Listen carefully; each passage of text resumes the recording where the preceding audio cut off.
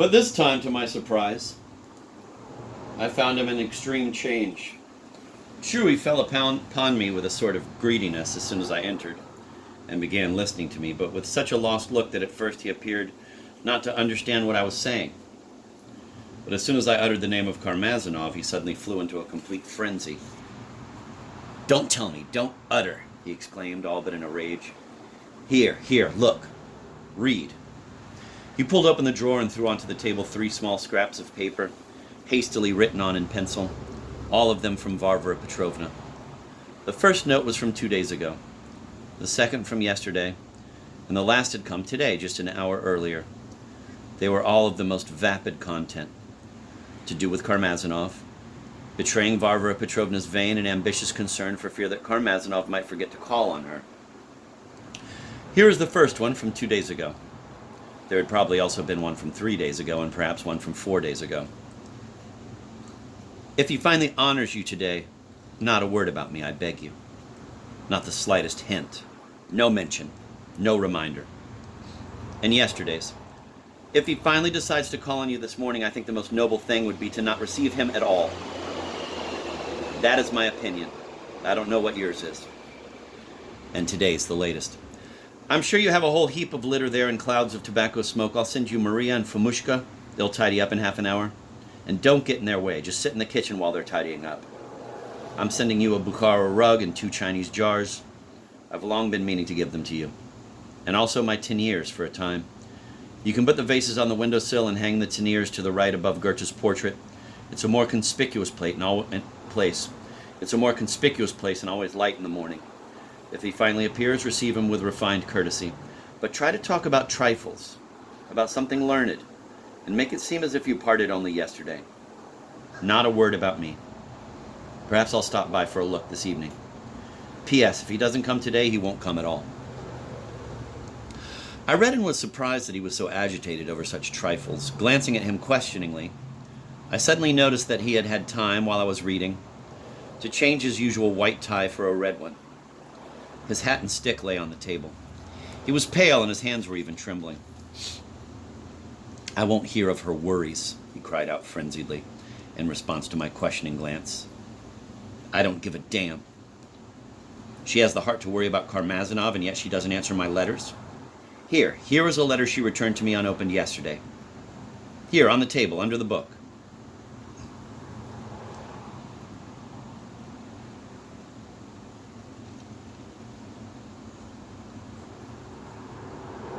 What do I care if she's grieving over Nikolinka?" I put the vases away in the front hall and then the teniers into the chest, and demanded that she receive me at once. Do you hear? Demanded. I sent her an identical scrap of paper and pencil, unsealed, through Nastasia, and I am waiting. I want Darya Pavlovna herself to tell me with her own lips, and before the face of heaven, or at least before you. I don't give a damn, and I proclaim my freedom. You will second me, won't you, as friend and witness? I do not want to blush, I do not want to lie, I do not want secrets. I will not allow secrets in this matter. Let them confess everything to me sincerely, guilelessly, nobly, and then perhaps I'll surprise the whole generation with my magnanimity. Am I a scoundrel or not, my dear sir? He concluded suddenly, giving me a menacing look, as though it were I who considered him a scoundrel. I suggested that he drink some water. I had never before seen him like this. All the while he was speaking, he kept running from one corner of the room to the other. But suddenly he stopped before me, in some extraordinary attitude. Can you really think, he began again, with morbid haughtiness, looking me up and down. Can you really suppose that I, Stepan Verkovensky, will not find moral strength enough to take my box, my beggar's box, and heaving it onto my weak shoulders, go out the gate and disappear from here forever, if honor and the great principle of independence demand? This is not the first time that Stepan Verkovensky will have to repel despotism with magnanimity, be it only the despotism of a crazy woman. That is the most offensive and cruel despotism that can possibly exist in the world, despite the fact that you now permit yourself, it seems, to smile at my words, my dear sir. Oh, you do not believe that I can find enough magnanimity in myself to be able to end my life as a tutor in some merchant's house, or die of hunger in a ditch? Answer me. Answer me at once. Do you believe it or do you not? But I purposely held my tongue. I even pretended that I did not dare to offend him with a negative answer, but could not answer positively either. There was something in all this irritation that decidedly offended me, and not personally. Oh no, but I will explain myself later. He even turned pale. Perhaps you're bored with me, Mr. Govorov? That is my last name. And would prefer not to come to me at all, he said in that tone of pale composure that usually precedes some extraordinary explosion. I jumped up in fright. At the same moment, Nastasia walked in and silently handed Stepan Trofimovich a piece of paper with something written on it in pencil. He glanced at it and threw it over to me. On the piece of paper, in Varvara Petrovna's hand, were written just 2 words. Stay home. Stepan Trofimovich silently grabbed his hat and stick and went quickly to the door. I followed him mechanically. Suddenly voices and the sound of someone's rapid footsteps came from the hallway. He stopped as if thunderstruck. That's Laputin, and I am a lost man, he whispered, seizing my arm. At the same moment, Laputin entered the room.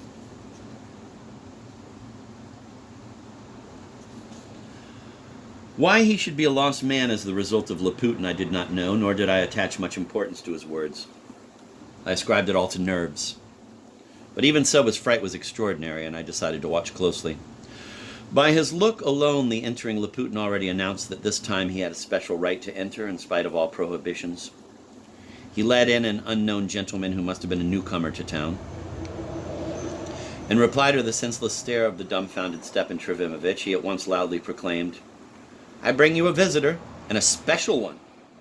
I make so bold as to break in upon your seclusion. Mr. Kirillov, a remarkable structural engineer. And the main thing is that he knows your boy, the much-respected Pyotr Stepanovich. Very closely, sir. And he has an errand from him. He has just arrived, if you please. You added that about the errand, the visitor remarked curtly. There was never any errand, but it's true I know Verkovensky. I left him in Kharkov province 10 days before here. Stepan Trofimovich mechanically held out his hand and pointed to the seats. He looked at me, looked at Laputin, and suddenly, as if coming to his senses, hastened to sit down, still holding his hat and stick without noticing it. But you were about to go out, and I was told that your studies had left you quite indisposed. Yes, I'm ill. I was just intending to go for a walk. Stepan Trofimovich stopped, quickly threw his hat and stick on the sofa, and blushed. Meanwhile, I made a hurried examination of the visitor. He was still a young man, about 27 years old, decently dressed, trim and lean, dark-haired, with a pale face of a somewhat muddy tinge and black, lusterless eyes. He seemed somewhat pensive and absent-minded, spoke abruptly and somehow ungrammatically, somehow strangely shuffling his words, and became confused when he had to put together a longer phrase. Laputin noticed very well how extremely frightened Stepan Trofimovich was, and this apparently pleased him. He sat on a wicker chair, which he pulled almost into the middle of the room so as to be an equal distance from the host and the visitor, who had installed themselves facing each other on 2 opposing sofas. His sharp eyes darted curiously into every corner.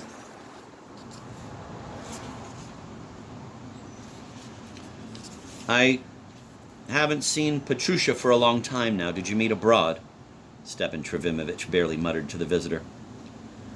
Both here and abroad.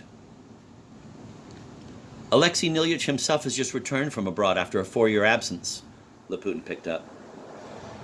He went to advance himself in his profession and came here having reasons to hope he could obtain a position for the building of our railroad bridge, and is now awaiting an answer.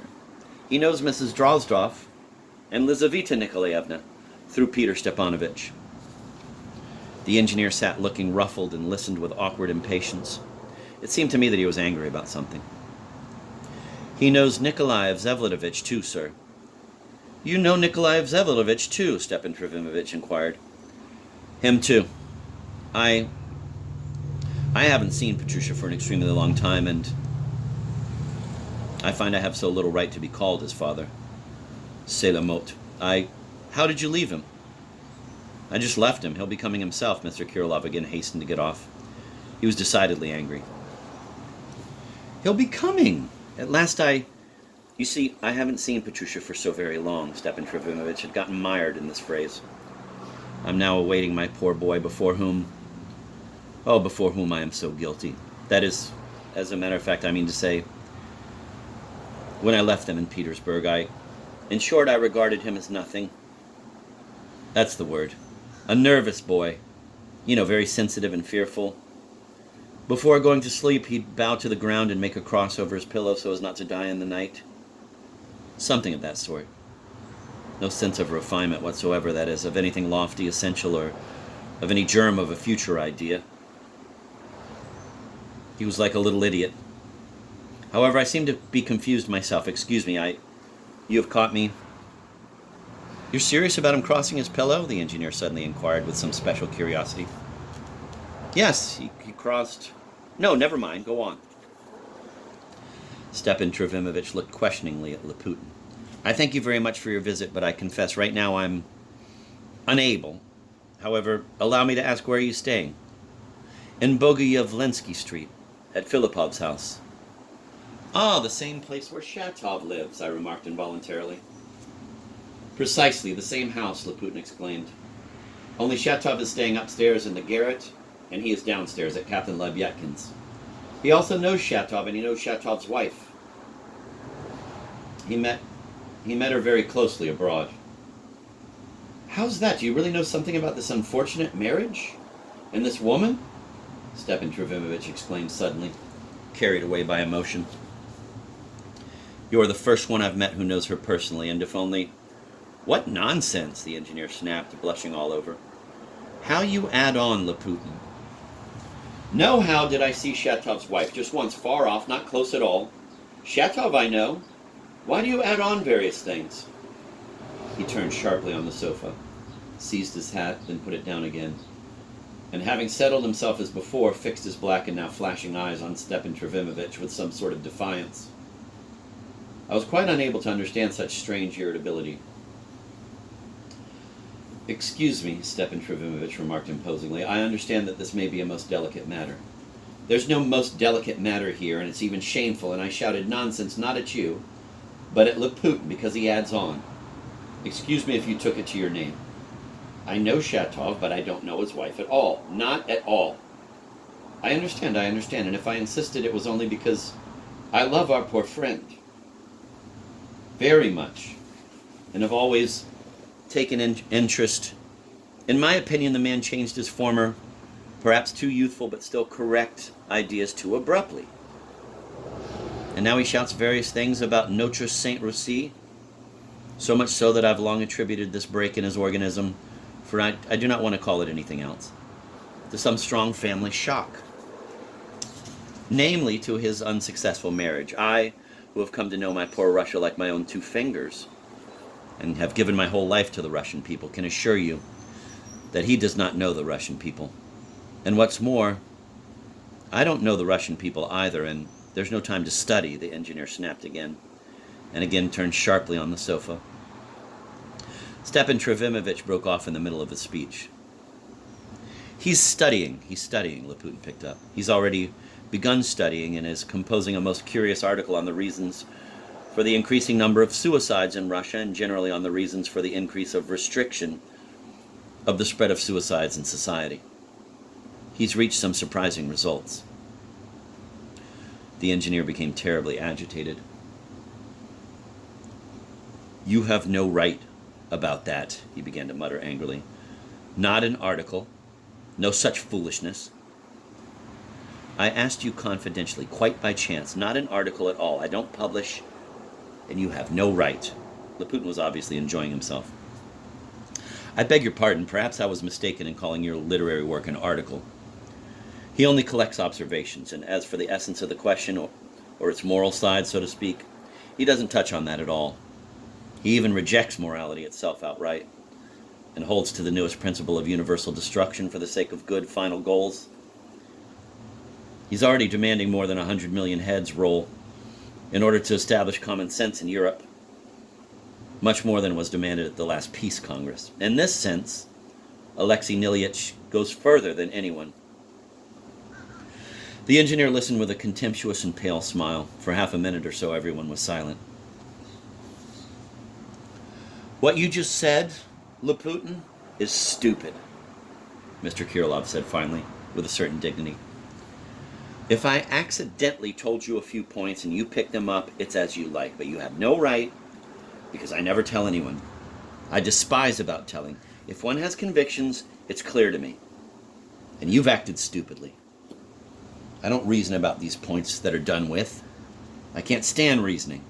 I never want to reason. And perhaps it's quite wonderful that you don't, Stepan Trofimovich could not help saying. I excuse myself to you, but I am not angry with anyone here, the visitor continued in an ardent patter.